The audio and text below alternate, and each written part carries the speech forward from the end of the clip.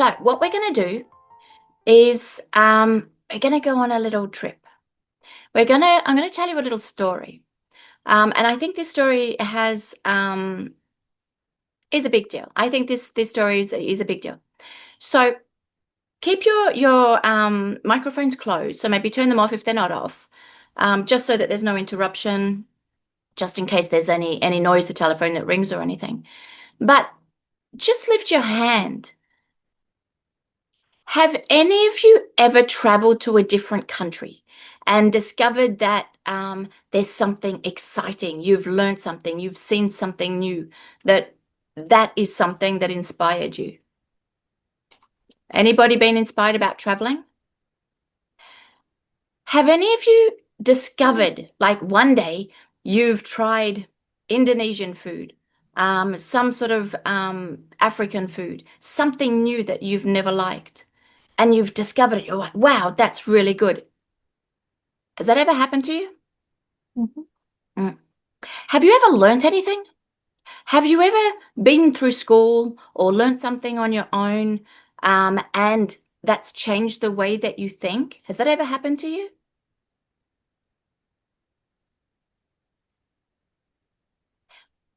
Are you still the same as you were when you were 3? Or maybe when you were 3, you weren't the same as when you were 10. And maybe when you were 20, you weren't the same as when you were 10. And maybe 3 years old, and 10 years old, and 20 years old, and 30 years old were great. They were different times, and they were all great. Or maybe some of them were great and some of them weren't. But do you have the feeling today that you are exactly the same person as you were when you were 3? Now, if anybody puts their hand up to that one, I'll be surprised. No, okay, good. Okay, so you are listening. All right.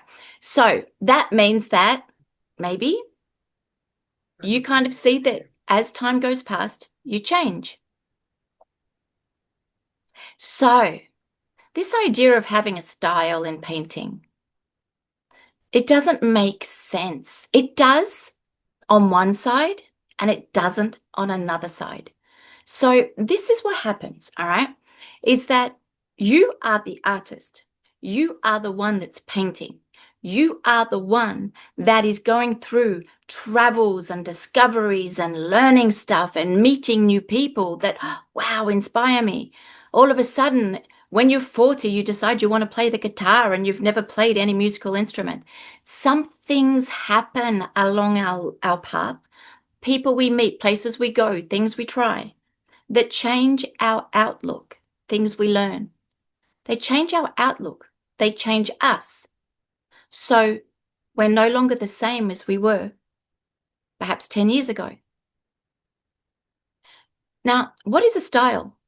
I know that I've told you this before, and this is what I think. Okay, so my personal opinion, a style in painting is something that basically happens through the repeating of habits. And the more these habits are repeated, the stronger they get. And the longer you repeat them, if you exhibit, for example, the more often people see the paintings, which are just an accumulation of those same habits that you're repeating. That's what people say is a style. People love to say, I know that's so-and-so, because they don't need to see the signature. They know the habits, the choices of colors, the kind of strokes, the tonal values, the subjects, the way the artist puts the painting. They don't need to look at the painting. They know it's the style of this person. So then what happens? And there's a divide on this, huh? So I see that as a trap, because this is my theory, how is it possible that an artist can paint the same way that they did 5, 10, 20 years ago if an artist is constantly expressing who they are and the environment that they're in and their experience to it? How can they paint the same way that they did 5, 10, 15, 20 years ago? Does that mean they live in a bubble? Does that mean that they live in a bubble and that And around them, things change, but in the bubble, things don't change. So they can just keep painting the same way? Or do they live in a static environment where the economy doesn't change, the environment doesn't change? They don't get older. They don't go visiting a different country. They definitely don't try new food. They definitely don't meet new people. Is that what happens? Because if they're painting the same way and that's their style and they're repeating this stuff, does that mean they haven't yet been influenced by something else, somebody else, or somewhere else during that time? So if that repetition is what creates that style that we're all hoping to get, where's the creativity? Where's the progress? Where is the discovery? The trying something new, the going out of the comfort zone, the expressing exactly what I feel today. Because if it's the same as it was yesterday, then did I feel the same yesterday? And I guess that means that I felt the same last week and the week before and the week before. So that side doesn't really make me comfortable. But that's my opinion. That's just my opinion. So you know what I decided to do? I have I decided that I'd ask ChatGPT. Now she is not my go-to source. I don't use ChatGPT, but I thought, you know what?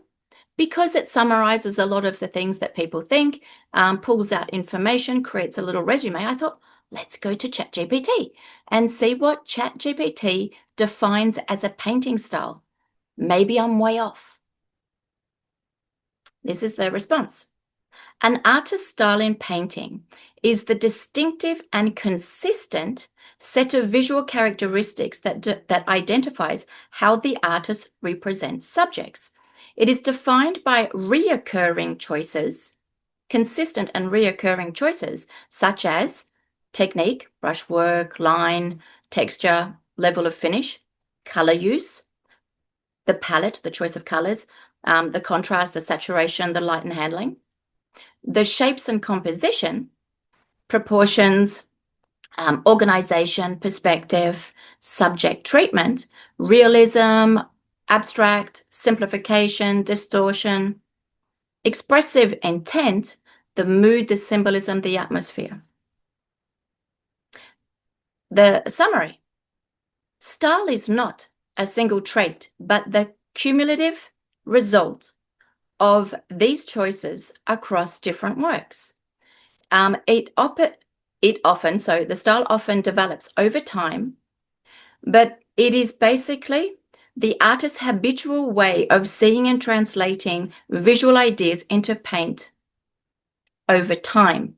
So we're talking about recurrent, we're talking about consistently the same, cumulative results over time that are habitual, that arrive at something recognizable that's always the same, so you can identify it with somebody. And what is it that we're talking about? Oh, the technique, the color use, the shape, the composition, the subject treatment, and the expressive intent.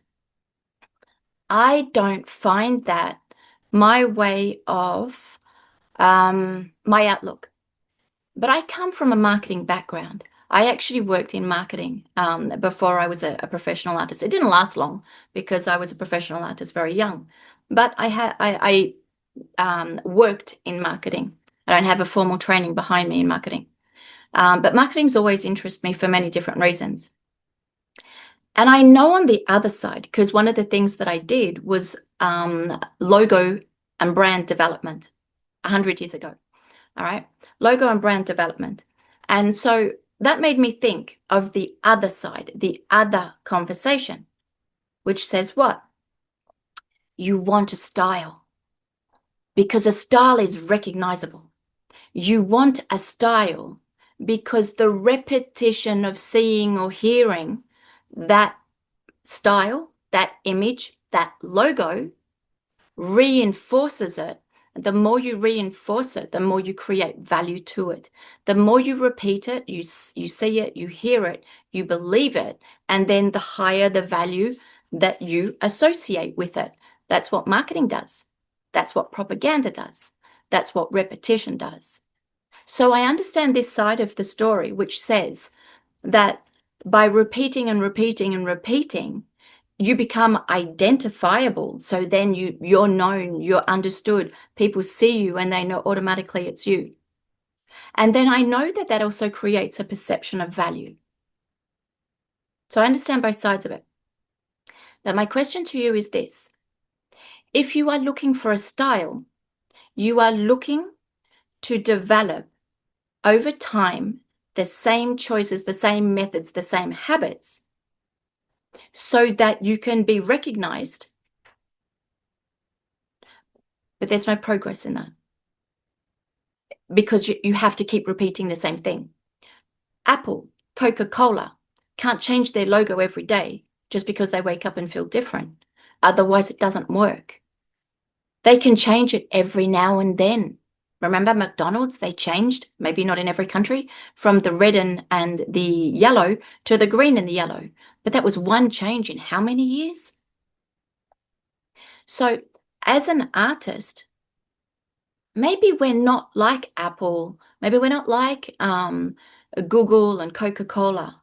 Maybe our image changes because our image is normally a reflection of our expression, of who we are. But if I change, my paintings should change. Therefore, if I change, so should my style evolve. So if I'm changing every day, should my style be so defined and repetitious that it's static just so that I can be recognized?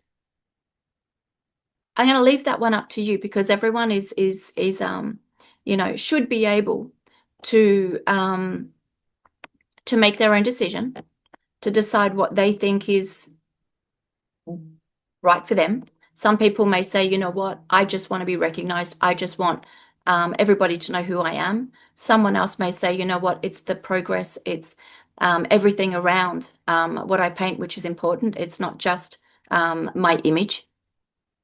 So we all actually have different ideas on this. But you need to understand what side you're on. And it's not right or wrong. There is no right or wrong. But one will make the choices that you make will make the results that you get. They will determine the results that you get. So if you want to go into that repetitious thing, then you just have to repeat these habits. You have to repeat these choices. You just need to keep painting the same sort of subjects in the same sort of way, and you'll get there. So that's given you the path to get there. That's great. That's what you can do. And your paintings will become recognizable. And if that's not your journey, then you know that the repetition is the trap. You know that the not focusing on how you feel and what you see in a subject and it changing every day, which makes it hard work because that means that there is not necessarily a standard recipe behind every single painting. But what happens when we paint and paint and paint always the same thing with the same standard recipe? What happens when that happens? But usually what happens is that our paintings, they all look the same. They actually all look the same. So we could go to an exhibition and we could say, okay, imagine that there's 30 paintings of an artist hanging on the wall. And imagine that this artist doesn't repeat habits, has different ideas, expresses different ideas, thinks of different things, goes outside the comfort zone. What will happen is that the paintings will look very different. Every different painting should have its own universe. They should look very different. They should not look the same. When they're hung collectively on the wall, you should see the difference. And that difference should be interesting. It should give you something new to look at every single time you go from painting to painting. But because you change, because you evolve, and because one day you wake up tired, one day you wake up with loads of energy, every painting should look different, have a different style, different colors, different technique. It's hard because you're constantly reinventing the wheel. You're not following a simple method. You're going out there. You're doing stuff. And you may get fallback. You may get people say, no, you're not supposed to do it like this. I like it better when you paint flowers. I like it better when your paintings are more abstract. I like it better when you paint bigger. You're going to hear people say different stuff. But when you allow yourself to be who you are, then your paintings will, over a span of time, and here we're talking 20 years, should change a lot. There should be a lot of variation. There should be different subjects. There should be different ways of painting, or everything. They should look very different. Maybe some of them will be unrecognizable in the sense that you can't associate them with one particular artist or another. You allow yourself to try new things. You allow yourself to do whatever you feel like it. What you're going to do is you're going to create your own creative path. You're going to establish that you're actually an artist that has variation, diversity, capacity to do all different things. And what happens is that when you get to that exhibition, when people come to your exhibition, they're going to be surprised because everything is so different. Or are the public going to go to the exhibition of the person that for 20 years has painted the same subject in the same way and look at 30 paintings painted with the same method? And they're just going to realize that every single painting is just a variation of the same thing. And then what happens to the artists that do get stuck in this method, style, developing the style thing? You've seen many of them. You can think of them. I don't need to give you names. You can think, you'll know somebody who's in that cycle, because it is a cycle. Is that they paint the same way. And the first time you see it, you may think, wow, I love this artist's stuff. It's amazing. And then 5 years later, you keep seeing the same paintings, maybe 10 years later. And then you get to the point where you're just like, oh, cannot cope to see another one. I've seen so many of these paintings of this person, and they're always the same, that you actually start to get annoyed. And so what happens? The public gets bored. The buyers don't need 5 paintings of the same kind of painting. If they've got one of your paintings and you keep painting the same, do they really need to keep buying more? Probably not. The student who's been to your courses, who's seen what you're doing, who's learned what you've done, but if you don't evolve, why do they need to stay with you? Why would they come back? What happens to the artists that continually strive to create the style and develop it in a way that they get trapped because they're just going over the same process over and over again? So then they've forgotten how to create. They've forgotten how to adapt. They lose their customers, they lose their public, they lose their students, and people get bored. Finding your style should not be the thing that you're driving and striving for. What you should be striving for is that every day you get up and you paint what you feel like painting in the way that you feel like painting. And it's not always the easiest thing to do, because it means that there's maybe less methods, there's less routine, which a lot of people need to feel safe when they paint. But I can tell you, the evolution of the artists that paint like that is much higher, but so is their satisfaction level. And I know as well, I know many people who are stuck in their routine and can't get out of it. And I know many of them who for 30 years are painting the same thing in the same way, and they've lost their passion for painting because you cannot, through repetition, stay inspired. So the choice is yours. There's no right or wrong. And maybe you want to go down one path for a while, and maybe you want to go down the different path for a while.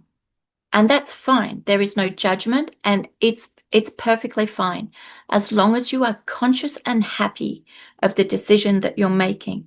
The only thing that I want to do, and what I'm trying to encourage people to do, is at least align your painting to who you are. You try and put them together. Because what happens, the more you're influenced by other painters, the more you're repeating their habits. They're not your habits. It's not your style. It's not your identity. You're actually repeating the style of someone else's style. And so over that 10, 5, 20 years, you've gone out, met new people, you've traveled the world, you've learned different stuff, the world's changed, and you have evolved. You have evolved. You're no longer the same. But you're still painting that method that you learned back here. And now the difference between you and your paintings is such a big gap that you no longer feel that your painting is in harmony with you. You no longer even understand how you can put yourself back in your paintings. And so I see this drive of trying to get a style as one of the biggest traps that an artist can fall into. And my personal opinion, I would say to anybody, tread extremely careful, because the more you repeat something, the harder it is to break. So consciously choose and consciously maneuver it. However, what I want to show you today is a different way that you can start to reduce the gap, so that you can, if you're over here and this is a technique that you're painting with, yet you've evolved, but you're just painting in automatic mode, how can you start to reduce that gap so that you start to get closer to your paintings, more of you in your paintings, more of your confidence, your artistic creativity, but definitely who you are today. And maybe tomorrow you're going to wake up different. And you know what? Tomorrow you should be doing a different kind of painting. Should not look like the painting that you did the day before if you wake up feeling different. And that's really cool, because when you're able to reduce this gap, you start to be creative and you start to be the artist who is able to express themselves in their paintings and create their original work. You can't do it when the gap's big. Yet that gap takes years to develop. So it's not going to be just by what I'm telling you today that it's going to go away. It's going to take conscious effort and maybe doing a few exercises a week to reduce that gap. And when you want to reduce it so that you can expand, you can be more creative, you can have more fun with your paintings, because it's not fun to copy. It's not fun. When you create, it's much more fun. It's much more exciting. That's where you're going to build your passion. That gap, the more you focus on reducing it, the faster you'll reduce it. The more you ignore it, the faster, or not necessarily the faster, but the more it's actually going to open. Okay, so what I want to do is I want to walk you through 2 exercises that I would suggest you do. And the first one is something you can just do once, just for fun. The second one is something that I would actually suggest that you do every time you paint. Every time you paint. It doesn't matter if it's just to paint outside, if it's to paint a painting, if it's just because you've got half an hour and you want to do a sketch. I would literally do it every time I paint to reduce that gap. All right? Okay, let's go. So I will remove ChatGPT. We no longer need him today. I'll take you to my board and I'll walk you through the first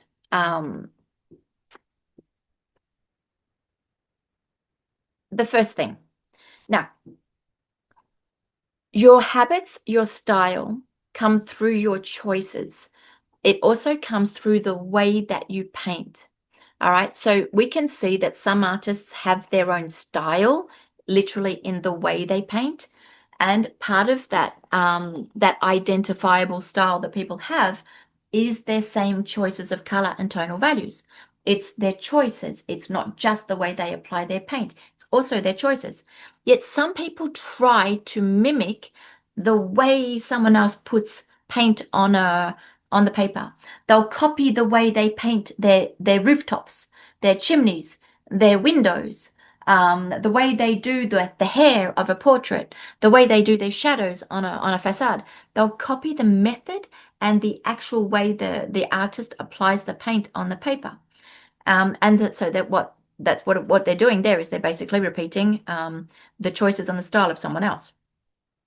So we have brushes. I want you to take, if you're painting with me now, you can do this with me. If you're not, then you can do it at some other time. But I would suggest you do it with something like a synthetic brush, a brush that's got elasticity in it. So I prefer the synthetic brushes because they have more spring. This one's full of paint. They have spring to them. So the brush, you see how fast it flips back into position? The natural hair brushes can sometimes stay a little bit more in the shape that you push them. And sometimes you may actually find yourself trying to redo the point because your brushes stayed in a weird shape. That happens a lot with these sort of brushes, that you do the stroke and your brush is still bent over in the same direction and you literally have to reshape it. Now, what I want you to do is just grab like a synthetic point brush, take a piece of watercolor paper. It can be the back of a painting. And I want you to write your name. I want you to write your name as if you write your name. Okay, so, okay, I write my name. Now I want you to write the name of the person or the animal that you love the most. And if it's not your wife or your husband, but it's the dog, don't worry, just don't tell them. Just write whoever the person is that you feel like writing because you love them the most. Okay? I can't choose between one of my children and the other, so I'm going to write my dog. All right, now I want you to write the name of the country where you were born. Okay? You're writing, you're not trying to do perfect lines. You're writing. And if it's not perfect, don't go back in and correct it. Just write. Just try and write with your brush. Okay, what else can we do? Write your favorite food. What's your favorite food? And it can be something weird. Mine's broccoli. Okay, go figure that one. I love broccoli. All right, let's write down anything that you can think of, a little sentence that doesn't have to make sense, can make sense, and just write it down. You're writing basically a little sentence. Hello, everybody. Don't correct it, just write it. How are you today? All right, write down your favorite color. Okay. Oh, surprise, surprise. I wrote it in blue. Okay. So what I've just done is I've put my brush stroke, my way of doing strokes on the paper. And I want you to look at all the different words that you wrote. Even though the words are different, you're going to find that they're all written pretty much in the same way. Because your gestural, your brushwork stems a lot from your handwriting. It's actually not a big jump to go from this to this or from a pen. The way that you draw and you paint with a pen will be quite similar to the way that you write. So what does that mean? What does that mean? That means that if my brush strokes are very similar to the way that I write, so I've actually already got a natural brushwork. And so then my choices, because I'm thinking of my style, my choices, okay, so the colors that I like, but I know what colors I like. Maybe it's purple, maybe it's blue, maybe it's green, maybe it's yellow. It doesn't matter. Yeah, I already know the colors that I like. So I already have my color preference. Oh, okay. So have a think. Do you like strong paintings? Do you like subtle paintings? Do you like atmospheric paintings?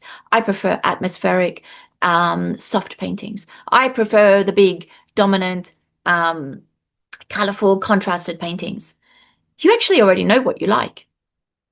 You already have the choices that you make today.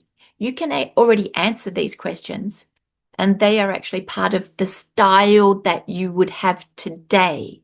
Maybe tomorrow I'm going to wake up feeling very tired, and I'm going to be like, today I was busting with energy, so I want to do a painting that's full of color, full of contrast. And tomorrow I got a headache and I'm feeling tired, and I'm just like, oh, I'm just going to do a very soft wash.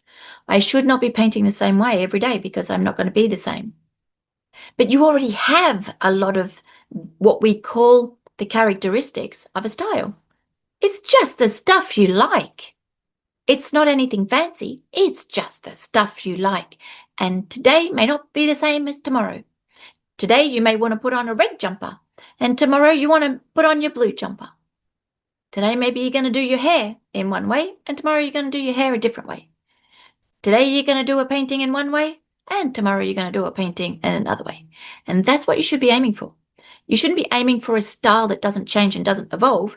You should be waking up every day thinking, I'm going to do a painting. I feel like painting this subject. I feel like painting it in this way.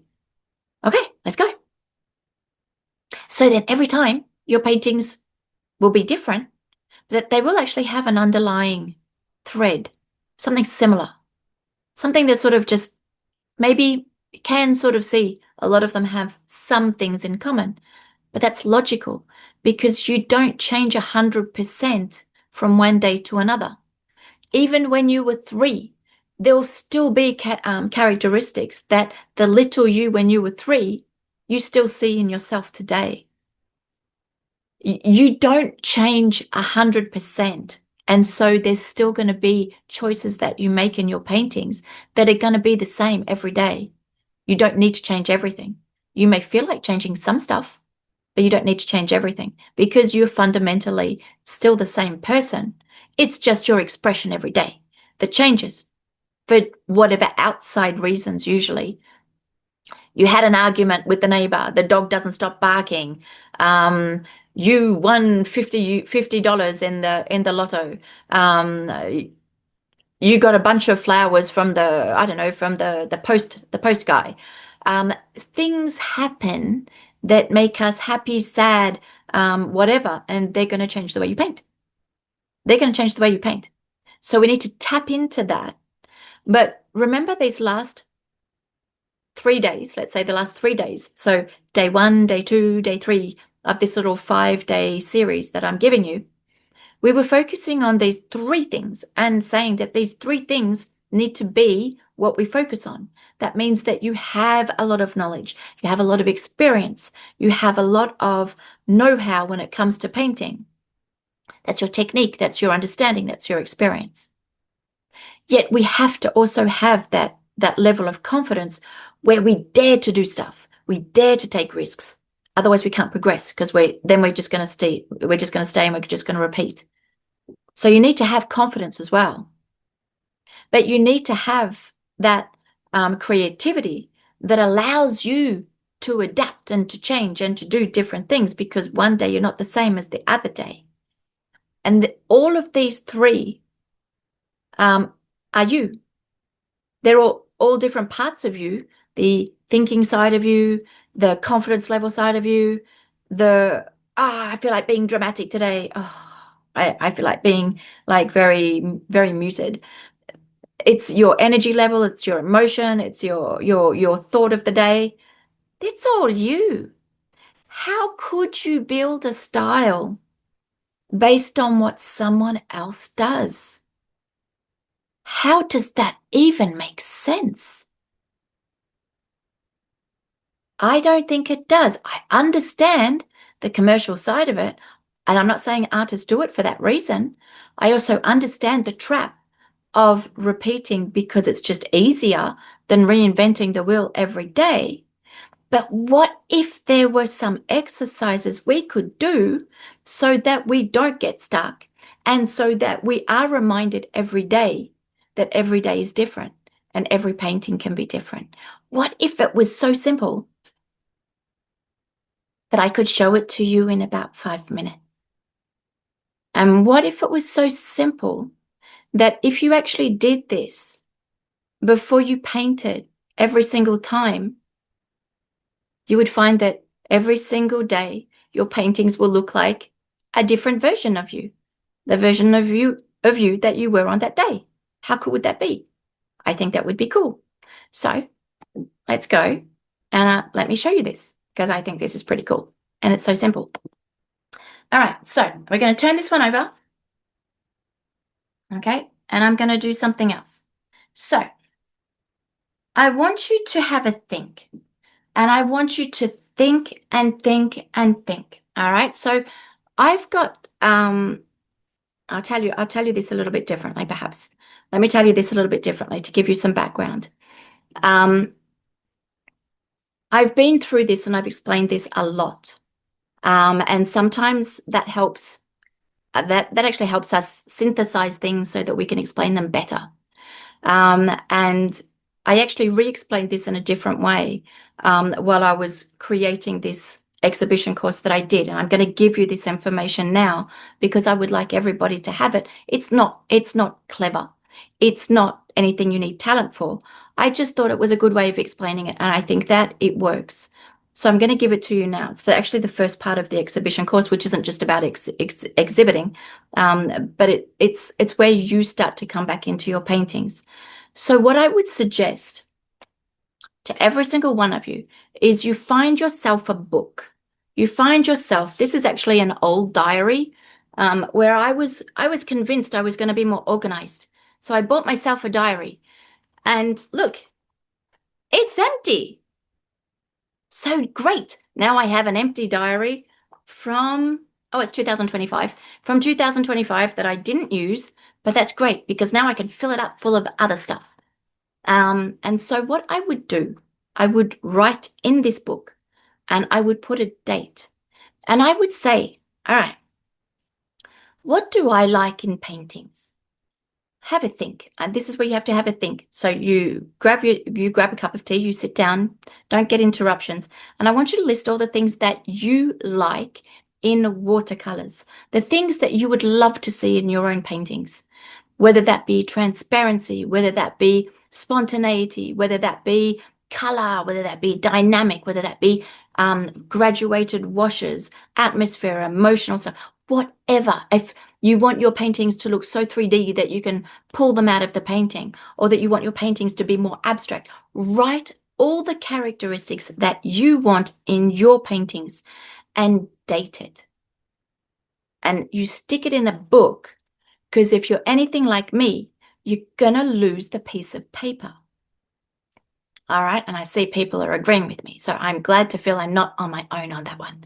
So you've got it in a book and it's dated.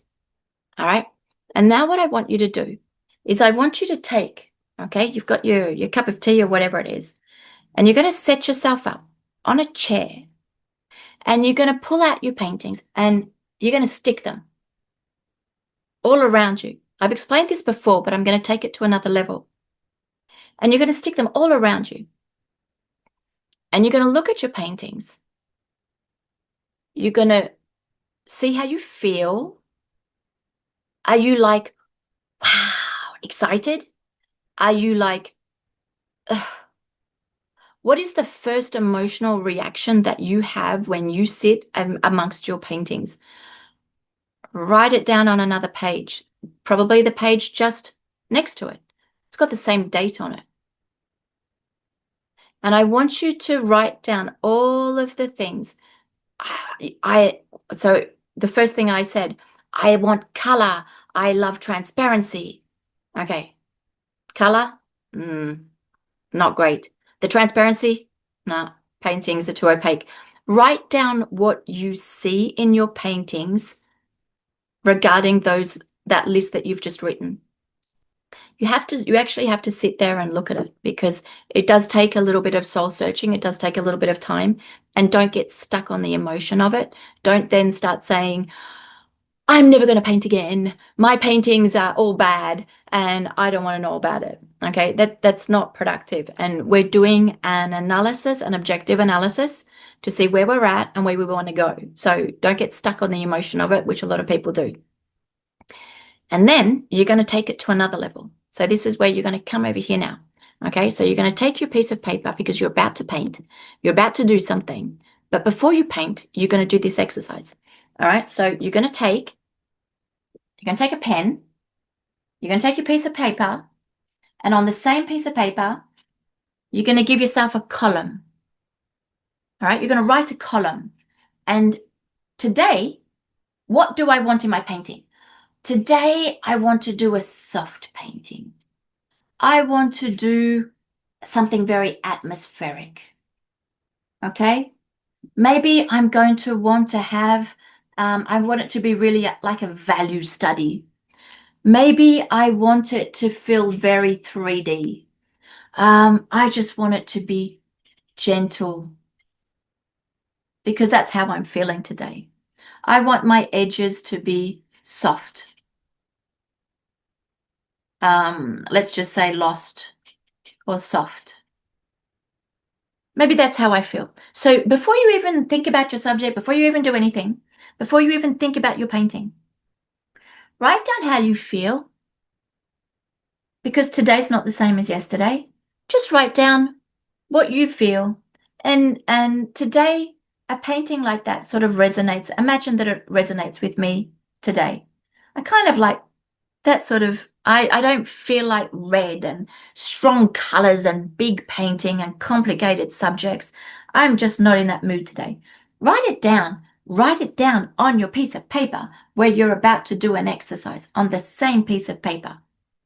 Not on a piece of paper over here, on this piece of paper, because you know what you're going to do?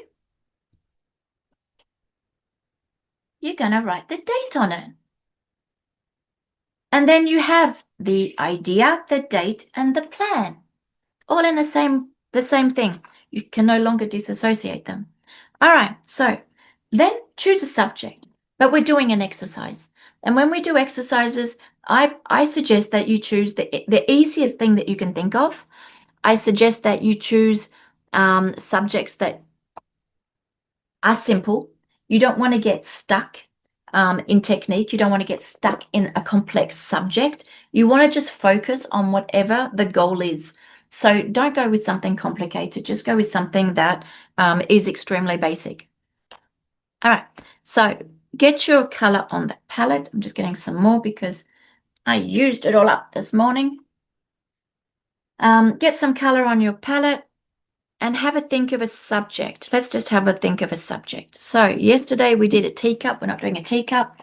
This morning I painted an apple. I will show you that. But I don't want to do the same thing because otherwise, that way you can go on to the French video and you can see something very different. So I'm trying to do something different so that you kind of get two demonstrations in the same day. So let's think, what can we do? It's got to be something so simple. And I don't like planning stuff, painting subjects and demonstrations like this because I'm not the same. If I had have thought about it 30 minutes before, I will have changed my mind by now. So there's no point. All right, I'm going to do, you know what I'm going to do? I'm going to do just a little rowboat. Okay, a little rowboat. You can't see. Let me turn my light down. Get a little less light. I'm going to just do one very simple little rowboat. So a little boat. Okay, which just sits like that. Little boat. Okay. Just grabbing a pen, they're the same, just so that the line is dark enough for you to see. Okay, it's a permanent pen, so it won't upset the watercolor. All right, so I can put that pencil away. All right, I'm just going to do a rowboat, because I feel like doing something stationary, doesn't move. It's just something very simple. And I'm going to have maybe even a reflection. And it's just very, very calm on the water. Maybe I'll even do an oar.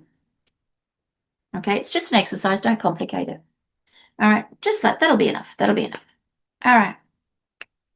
Now, remember what I was trying to show you yesterday, the day before, is if you paint starting with your habits, you're going to start to paint with your standard method.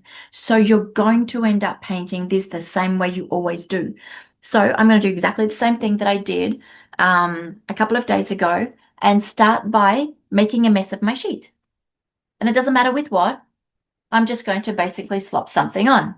All right. The goal is to break my habits because I'm trying to work those three different aspects of my painting at the same time.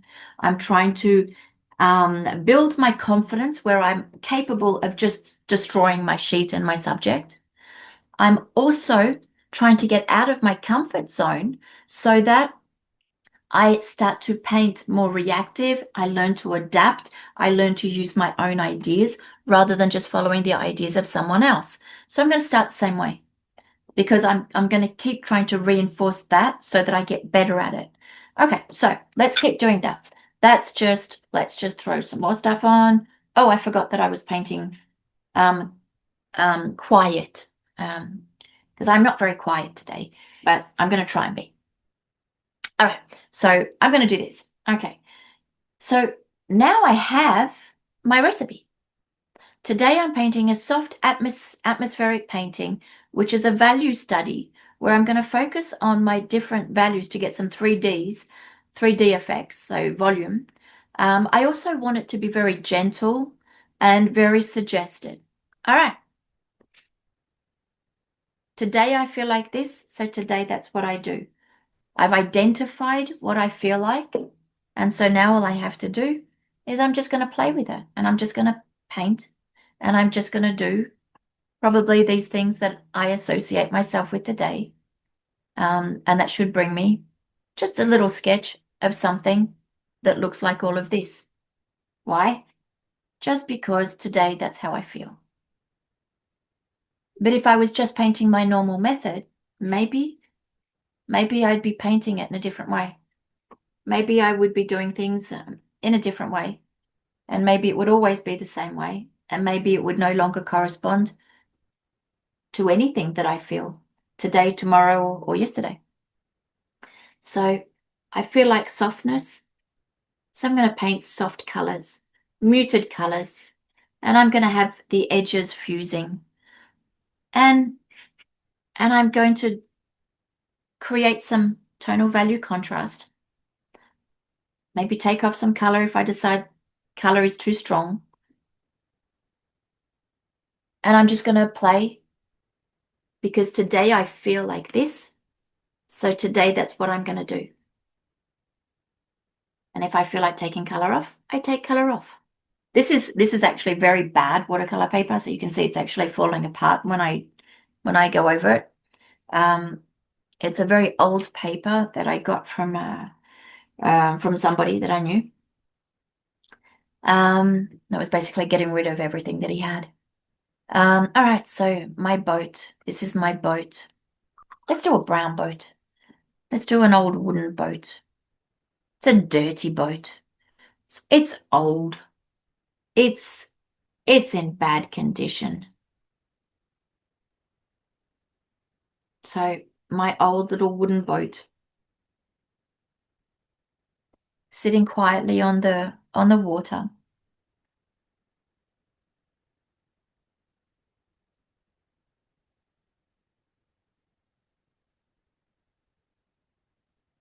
And all I need to do is just build up my tonal values. I could go a little bit further with different things, but it's not the goal.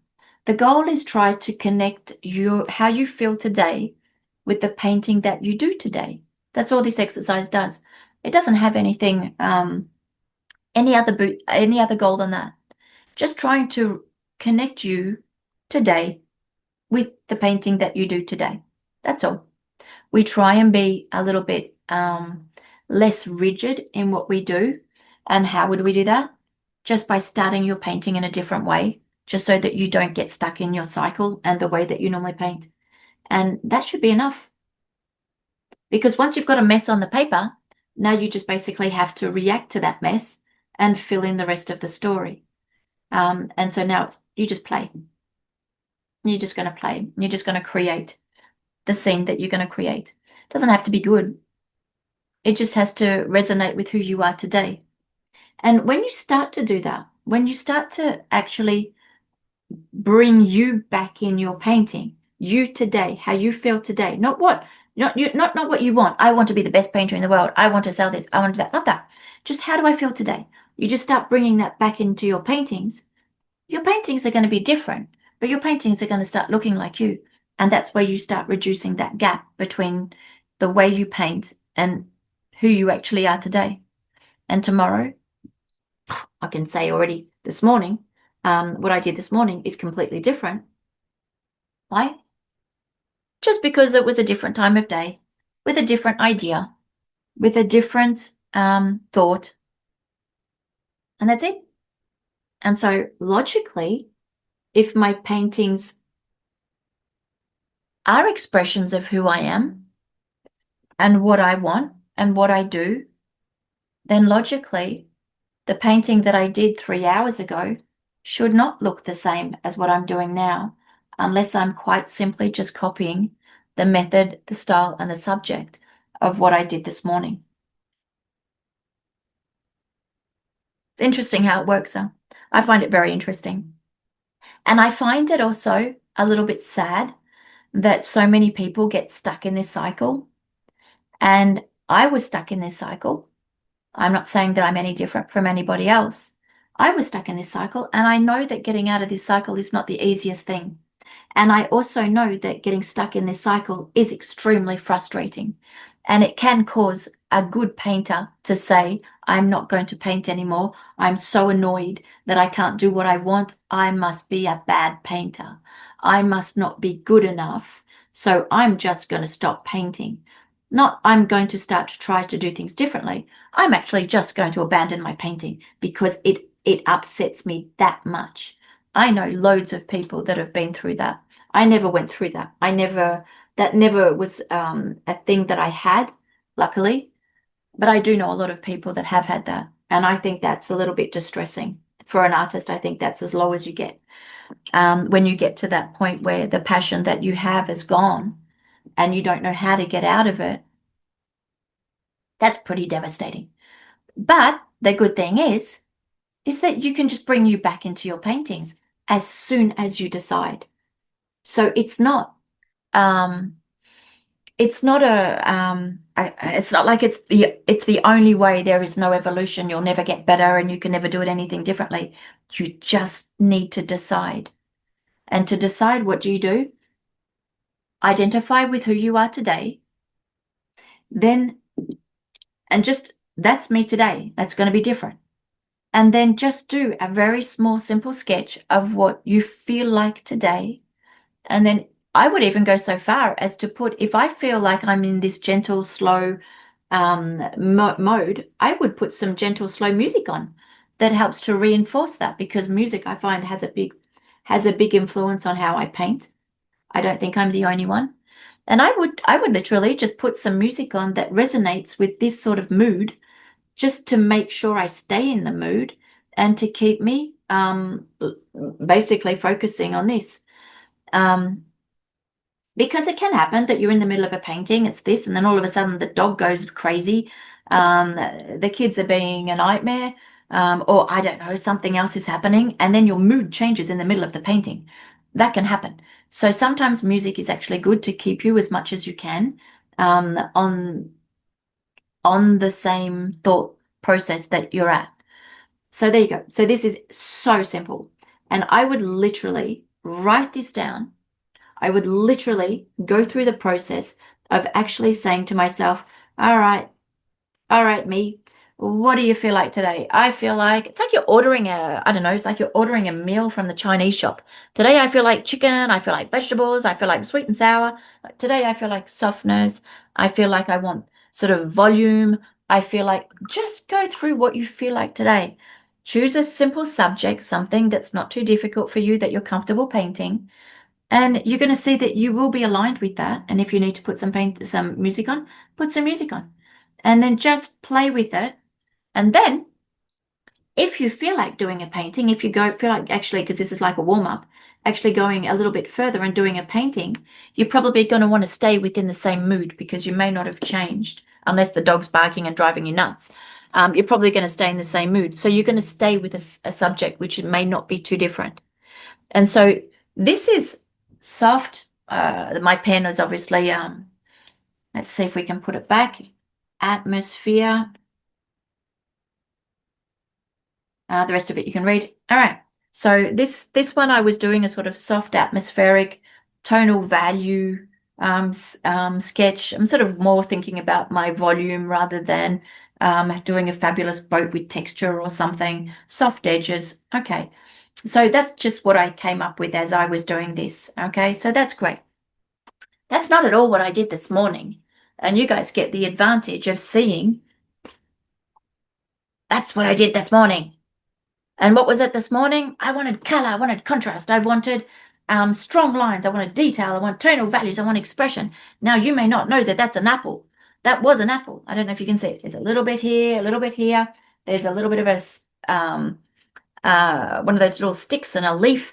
But it was so loose and dynamic. So if you feel like going and watching the French video, you'll see this one. It doesn't have to look good. It doesn't have to be good. It doesn't have to be something that you're going to want to put in a competition. I just felt like that, and my painting came out the same way. I feel like this, and my painting comes out the same way. When you're able to do that, when you allow yourself just to paint the way you feel, you can't be influenced by somebody else. It's impossible. And you can't follow a method. You're just, this is how it is. This is what I want to do, and I'm doing it. Super simple, super, super simple. And you're going to find you're going to be more and more in your painting, and you're going to be looking and listening less to the influences outside that perhaps could push you in a style that's not yours. And that's so simple. And that's something that you can do. That's something that I would suggest that you do. So let's just see if you have any questions. I told you it was quicker. If you have any questions, if there's anything that you want to say or you want to add, and we can talk about it if you've got anything. So if you want, just go down to the reactions, click on the little yellow hand, and we'll see where your questions lead us. Lena. I think this is so liberating because I've been struggling with this that, oh, you have to have a style, you have to have a special way of painting, and I always turn out different when I paint, and then I think, oh, I have to have a style, and then I have some theme or way of painting, and I think I have to paint a lot of painting right now because in a while it will change. Ah, yeah. I have to have some that are similar. They go together. Yeah. Yes. But then some time passes, and then I just, oh no, I don't like to paint that anymore. So it's a bit liberating to hear that it's okay. It's okay, but it's not the easiest thing, and I tell you that. And although the exercise is simple, and although it's something you can do, it's not easy. And so I also want to say, because I don't want you to think that this is like a simple solution and you just do it and then it's fixed. It's not. I actually think this is the hardest part of painting. I actually think this is one of the hardest things, because when you learn, most people are influenced by someone else. They're influenced by their teacher, by what they see on the internet, what they see in books, magazines, DVDs. They're hearing other people. No, you don't put your focal point in the middle. No, you do the 2/3, 1/3. You don't use gouache. You don't use. We hear stuff. And on top of it, if you're trying to put your paintings in a competition or an exhibition, you're trying to conform to fit in. So that means that we are constantly paying attention to what's happening outside of us and thinking less about what we think. We're actually sometimes not thinking at all what we're thinking.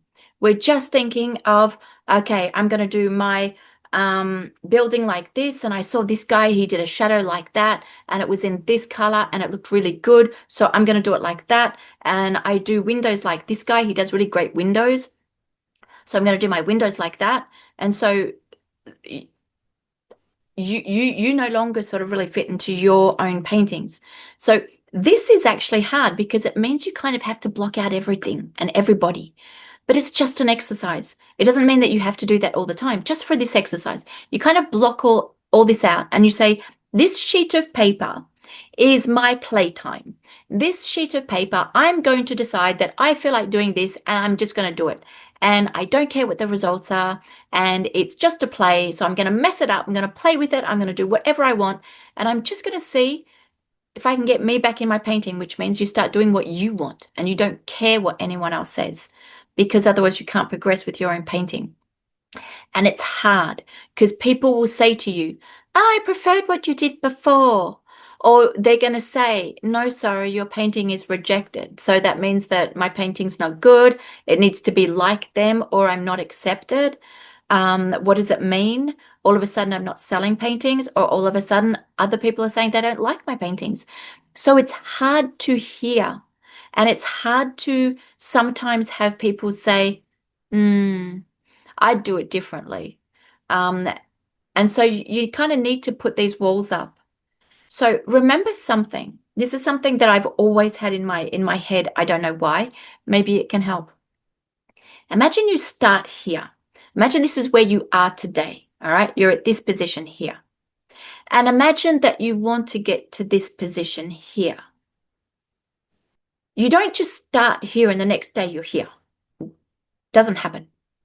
Life happens, influences happen, you travel, you eat different food, all of the stuff that we were saying.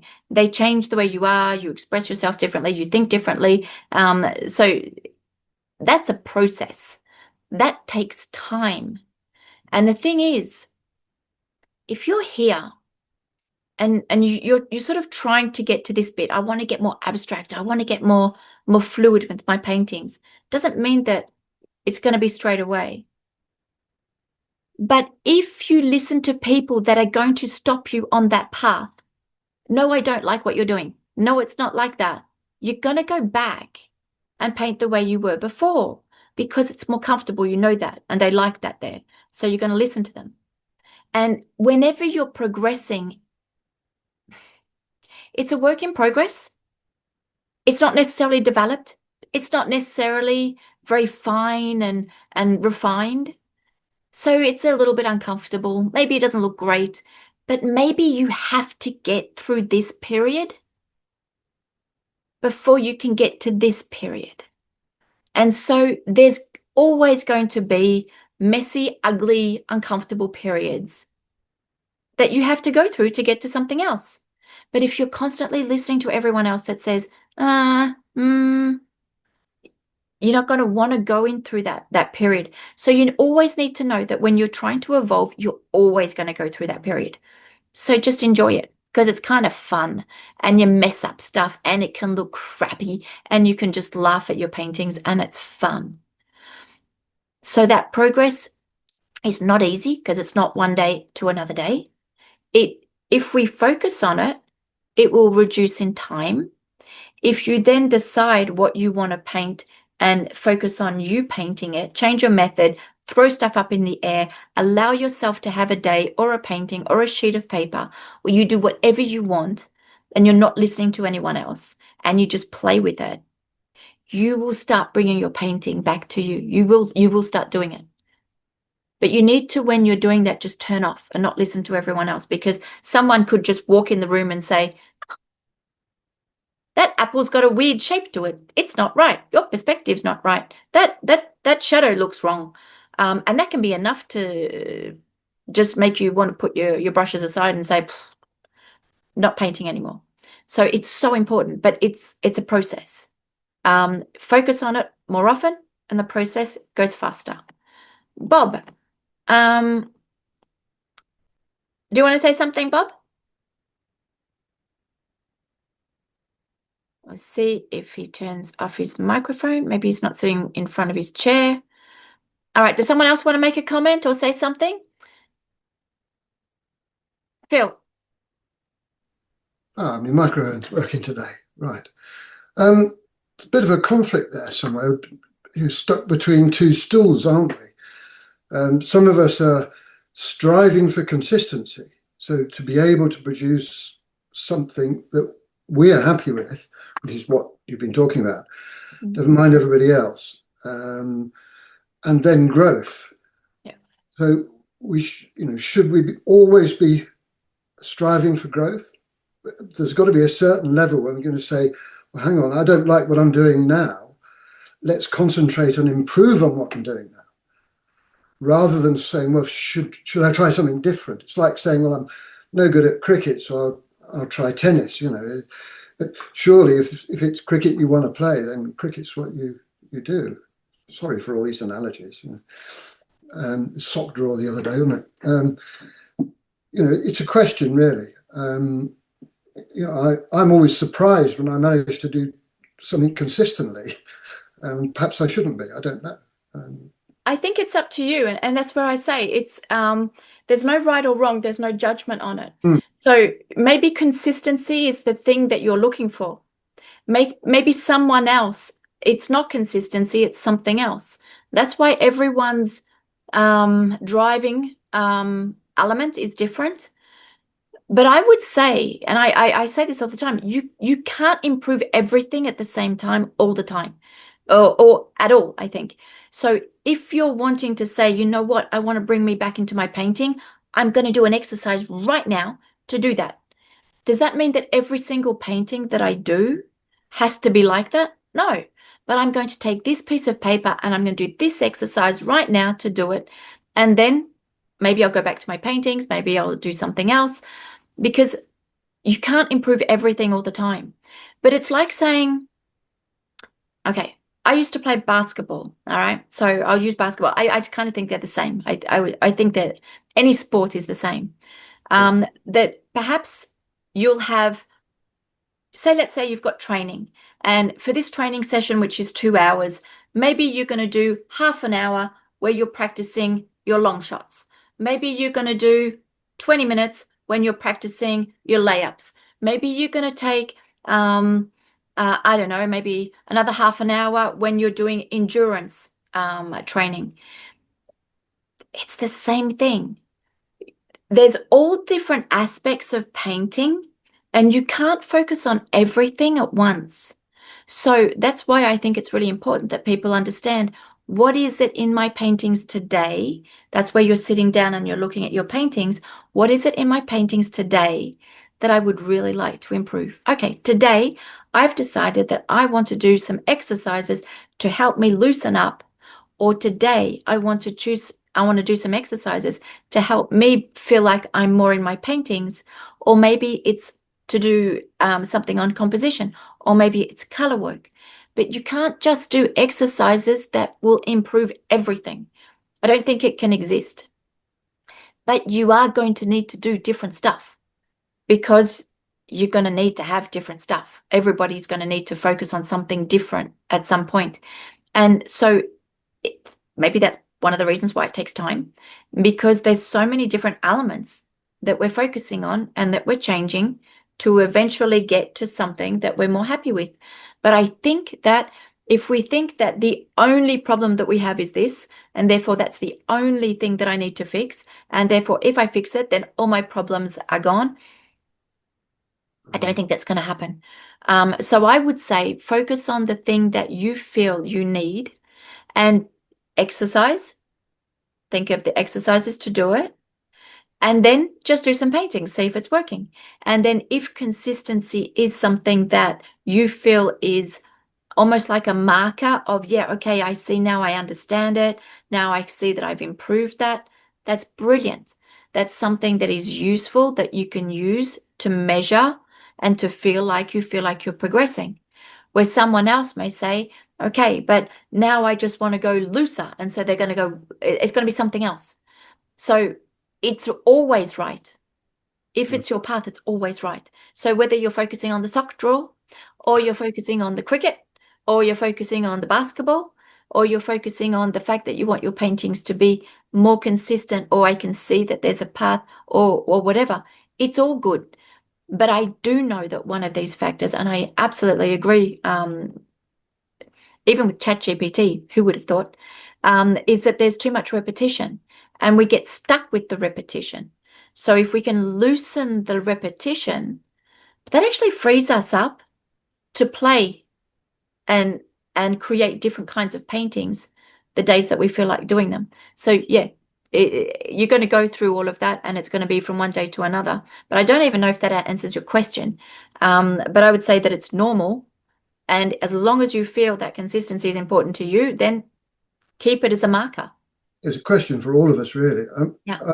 Many years ago, well, 1974, the year after Picasso died, they hosted the Palais du Pape in Avignon, the world's largest Gothic building, and they filled it with Picasso's work.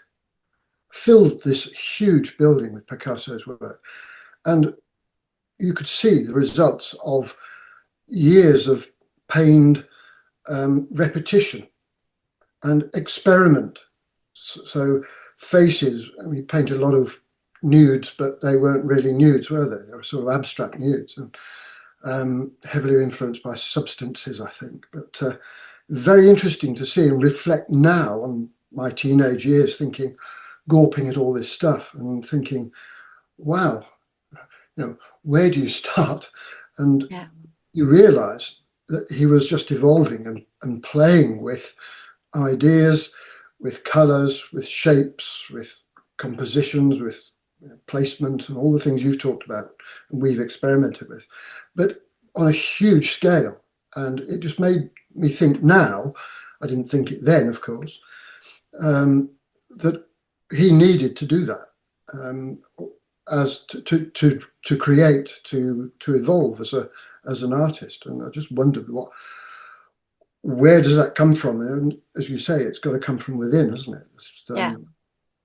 Yeah. Because But some people will need that feeling of progressing. Some people will need to feel like it's not the paper, it's not the painting that they've just painted which matters. It's that I have this idea and I want to figure out how I can do it. And so sometimes I'll do a painting a few different ways because I'm testing and I'm trying to figure out something. Where someone else may just be wanting to paint good paintings and they don't care about the evolution. And that's fine. That's yeah, their journey. And individual. then that what you've seen, that what you saw, and you said there's this vast array of quantity of different stuff, and you see the pain in the evolution.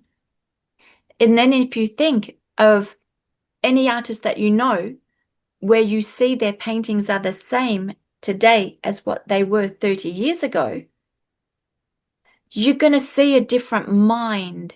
You're going to see different paintings in front of you, but you're going to be understanding that there's very different mindsets, that artist is in the repetition.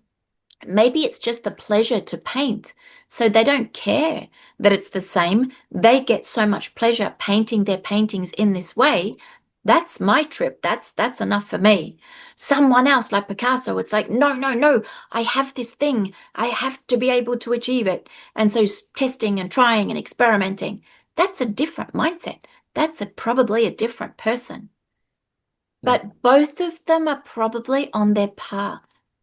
Because if you can paint the same thing in the same way for 30 years and still have pleasure doing it, then that's what it is that you like.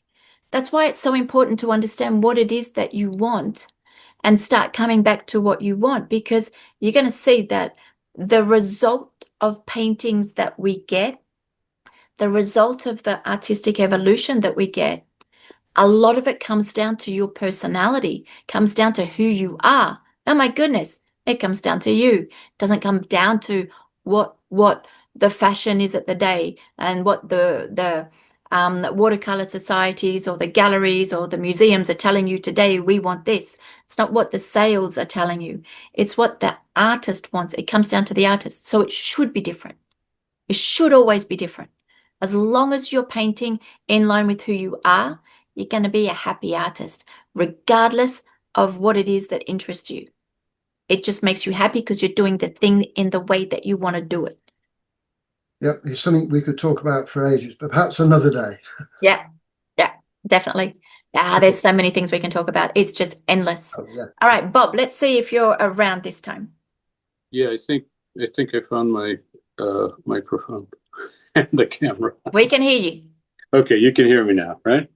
So thank you for doing this. I find these really fascinating. What you do, with your very positive personality, I'll say, and then like you say, it's what I do. It tells me what I have to do, and I think they're very useful. But I wonder, is there somewhere where we'll be able to see these recordings again, or is this a one-off thing? Yeah, what I've done is I've actually started uploading them. I've sent them out to people already that are inscribed in those days. I will put them on my website as well in the technical side, because if I just give the links in an email, people will lose their emails. And then after we can't find them. So I'll also put the information on the technique part of my website.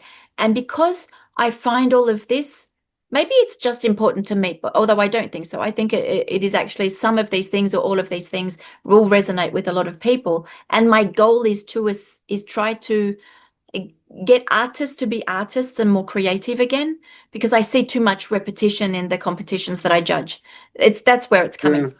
I see too much repetition, and that makes me sad, because I think, why are these great artists just repeating someone else's stuff? And I'm like, how do we change this? That's where it all comes from. And so I'm putting them on YouTube. So they're free on YouTube. Just go to my YouTube channel and you'll find all of them, except obviously today and tomorrow. They'll be up tomorrow and the day after. Okay. I haven't got the signed up. emails from you. Hang on a second, Lena. Sorry, Bob. Oh no, that's okay. Go ahead. Thank you. You're welcome. Lena?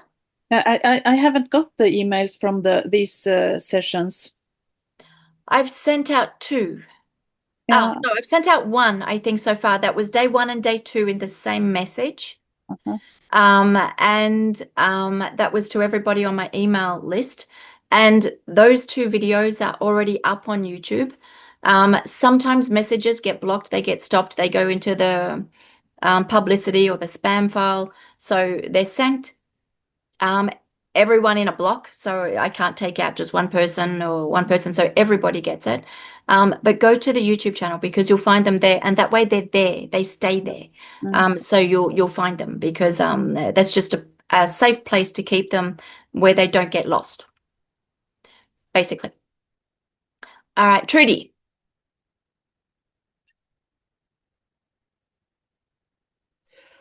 Hi.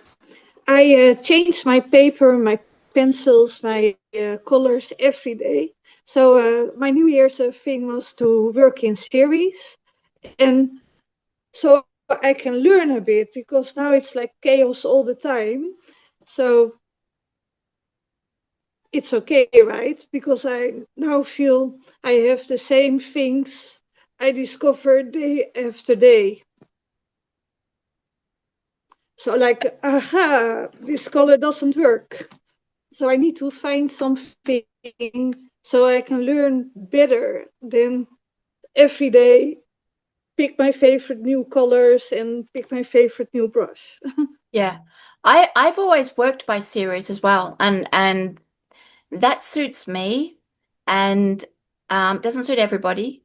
And my series have always been about 6 paintings, never much more than that. And I know some people that they just paint for years and years and years, the same thing. So also, again, that depends on people. I like painting similar subjects, but I don't want to paint the same one all the time. I want to change stuff, because when you do paint, whether that's, say, like you're painting a painting of flowers, and you want to develop your idea, and then when I'm painting it, it's like, okay, so the next time I'm going to do that like that, or I can do it like that, and then you do another painting just after it, but then you're developing that new idea, which may take you to another new idea, and another new idea. So when I paint a series, I'll make sure that they're different. I don't want to paint the same subject over and over again because I find that if I paint the same subject, I'll paint it in exactly the same way that I've just painted it. So my flower paintings, you'll see they're all different shapes. If you look at my street scenes, they're all different, but it's like a work in progress, and I develop and I develop and I develop it until I get bored of it, or I feel like doing something else. So I think series are very good ways to push yourself to develop something and to try and dig deeper into a subject. And some people will do that forever. Some people will only paint portraits, and that's all they will do, and they will develop it and develop it and develop it. And I think that the more you do that, the higher the level of that subject you will be able to achieve. And I think that that's a good idea. Then I think sometimes if you have a personality like me, although I do have my favorite subjects, sometimes I just feel like I'll be outside in the forest and I'm just like, oh, I feel like that subject's really good, that light's really good. And then once I start it, oh, okay, so I have this idea now, which is a little bit different. So I'm going to do another one. Um, is that distraction? Maybe. Does that mean that I go off that series and I don't come back to it? No, I always do. But I like series. I think they're interesting for me, and I do like to cycle through a series, change it, and then come back to it. But again, everybody's different. I have a friend, I said this yesterday, he only paints auto portraits. That's all he does. He paints himself every day, every day, every day. That's his thing. But that's good because he's happy doing that. That's what he wants to do. And I think that's brilliant because then he's feeling good about his painting because he's doing what he wants. He's not just changing his subjects because he wants to sell them. He's not just changing because someone said, you need to know how to learn a portrait, how to do a portrait or a landscape. He's doing what he wants. And that's where I think artists need to get to. If you can get to that point, then you're a happy artist. Okay. Thanks. Okay. Elaine, after I'll go through the chats because I can see that there's some questions in the chat as well. Yes, I stated this in the chat. I just find this such an exciting opportunity, an exciting invitation to be introspective. This is like a lesson in it's like a meditation, it's like a therapy session. There's just so much here. Yeah. That's all I want to say. Yeah. Thank I you. think, thank you. But I think that again, I keep going back to, it's my idea, but for me, an artist is an intuitive person, usually very emotional, very observant to what's going on in their surroundings, usually very observant to what's going on in others in the environment. And there's a lot of stuff, emotional stuff, understanding stuff. And I don't see how an artist can become a robot and just paint the same thing and still feel happy. But I do know that there's also artists that are more a technician, and so it's just the process of painting which interests them. But I agree with you, Elaine.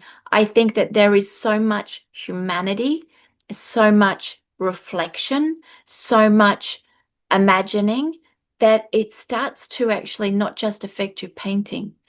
It starts to actually make you as a person far more passionate and wow, think of this, I can do that.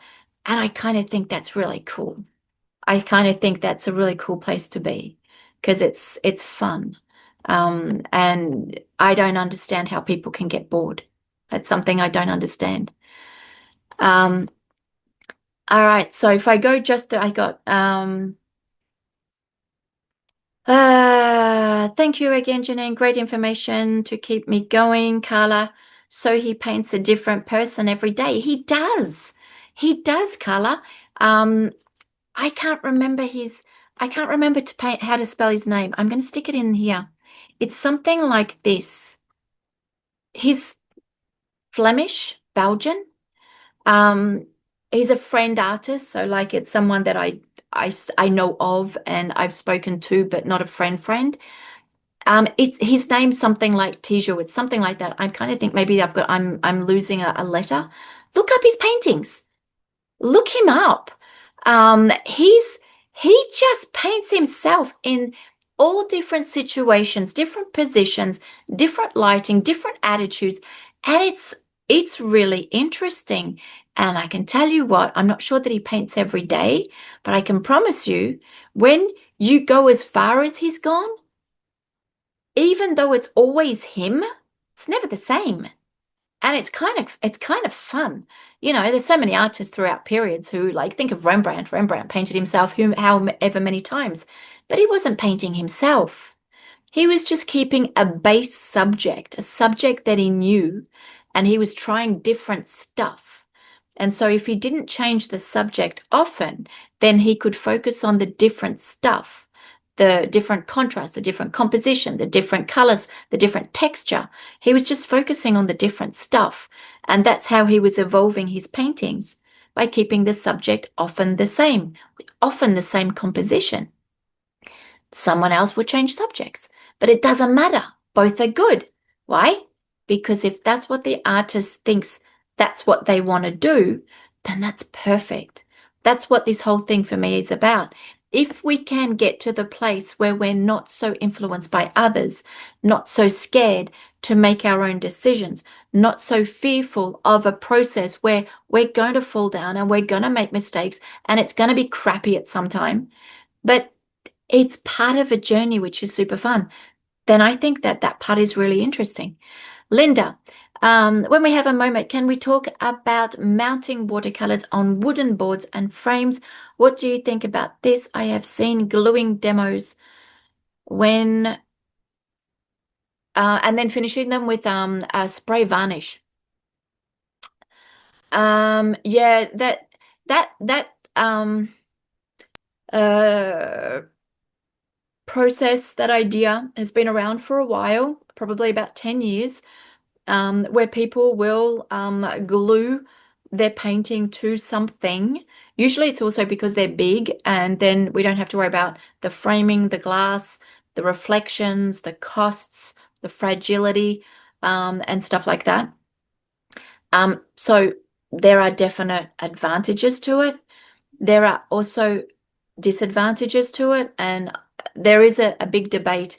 People will say you can varnish a watercolor and it will make them as stable as the unvarnished watercolors, that they're just as stable, just as permanent. My personal opinion is I don't believe that. My personal opinion, based on a lot of research, for anyone who's got my books, you know that I spent a long time in the chemistry of colors and the composition of materials, particularly the paints, the permanency, the light fastness, and all that stuff. The problem is that when paints are tested for stability and for their permanency, they're tested, and we can say yes, but oil painting pigments and paints are just as stable today as the watercolors. And these pigments are often the same, and so people often use that as an argument. But the problem is that watercolor is very fine washes, very transparent washes, and so you have less permanency in the thinner washes, and you have more permanency, more protection, if you like, because that's what it is, from humidity, from air where there's acid. That's it. Tijo Vanderbroek. Wow, I was way off. Well done. Well done, Carla.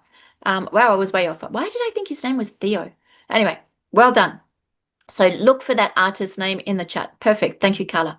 And so you have the stability of pigments comes down to humidity, acidity, light fastness, and some other aspects where they're modified. But most colors, not all colors, are less permanent, less stable in the thinnest washes. Some colors are as stable in the thin washes as the opaque washes, but oil painting, pastel, acrylic have density and what we call body. They have substance. Where the thin little watercolor wash, that one little layer of pigment is more exposed to that acidity, that humidity, that light, so it becomes less stable.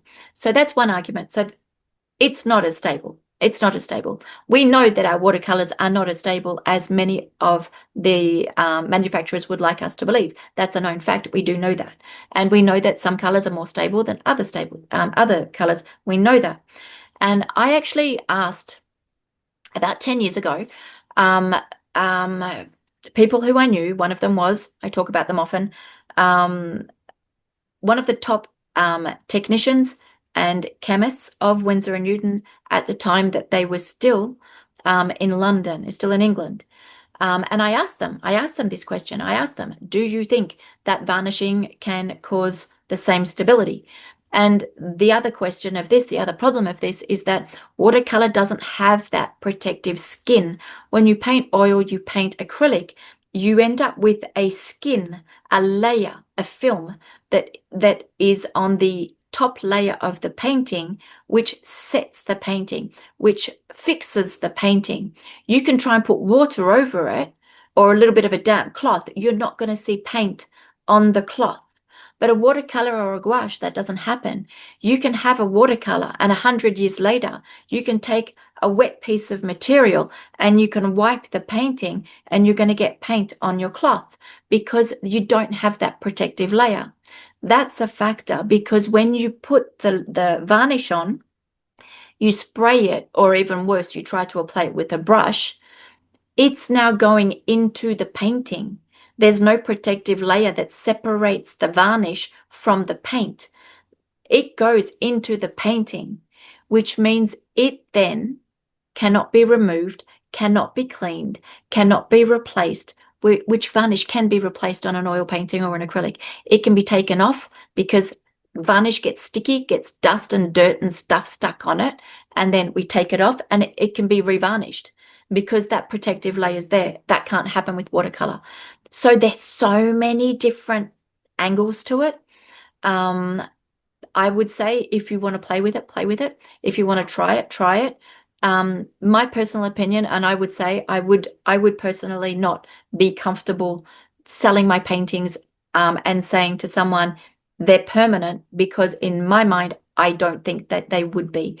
And even if, and that was one of the things that the Winsor & Newton told me at the time, to layer on the same amount of varnish that would create the equivalent stability for a painting behind glass would be about a centimeter of varnish.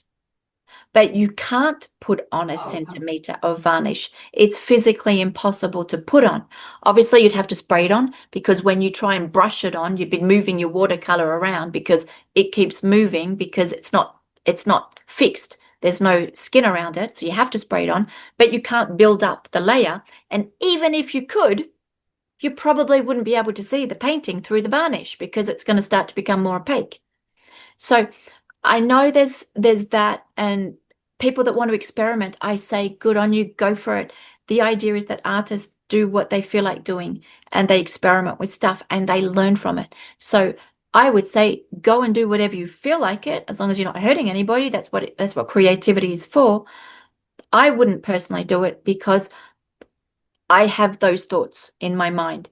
Someone else may say, you know what, I can show you new data that says something else, and I'd be like, great, show it to me, interested to learn something new. But from what I know, I'd be a little bit more wary personally. Anyway, you're welcome. Any other questions? Alrighty. So what I'll do is I'll work on this one. I'll upload this one so you'll have it probably tomorrow. Today is, I think, the 31st, the last day of 2025. So I wish you all a wonderful end of 2025. If you're with family, you're with friends and whoever. Think about your paintings. Think about your path. I know people do New Year's resolutions, whether they they're worth something or not. I think it's always good to think about what you're doing. Think about where you want to go. Think about bringing your art back to you. Think about how you can be creative and how you can be happy about your progress. And if so far the 4 days that you've just had with these exercises helps, then that's perfect. And for those of you that I see tomorrow for the first day of 2026, which is going to be a huge year because that's where I accelerate everything that I'm doing for me and for those that follow me and for watercolor. 2026 is going to be a special year, so that's going to be super exciting. So with that, I will say I see you guys soon and have a safe 2000 and don't go out and do heavy partying, drinkings and dancing on ceilings and stuff like that. Okay. I see you guys tomorrow or on Monday. Take care. Good night, everybody. Bye. You're welcome. Bye. Thank you. Bye-bye. Bye.